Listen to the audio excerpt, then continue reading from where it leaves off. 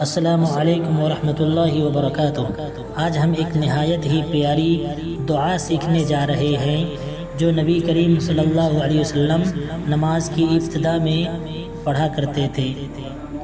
دعا یہ ہے: اللہم باعد بینی وبین خطایای کما باعدت بین المشرق والمغرب، اللہم نقنی من الخطایا کما ینقی الثوب الابیض من الدنس، اللہم اغسل خطایای بالماء والثلج والبرد۔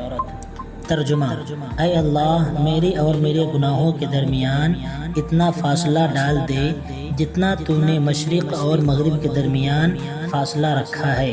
اے اللہ، مجھے میرے گناہوں سے ایسے پاک کر دے جیسے سفید کپڑا میل کچیل سے پاک کر دیا جاتا ہے۔ اے اللہ، میرے گناہوں کو برف، پانی اور زالہ سے دھو ڈال۔ حوالہ: صحیح بخاری حدیث نمبر 744 744 اور صحیح مسلم حدیث نمبر 598 598۔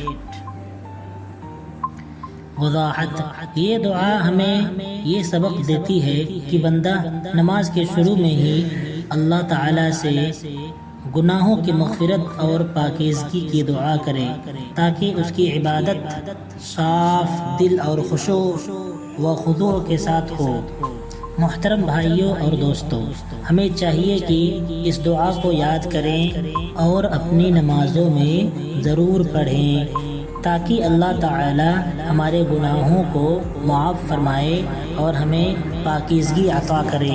اگر آپ کو یہ ویڈیو فائدہ مند لگی تو لائک، شیئر اور سبسکرائب ضرور کریں۔ جزاکم اللہ خیراً۔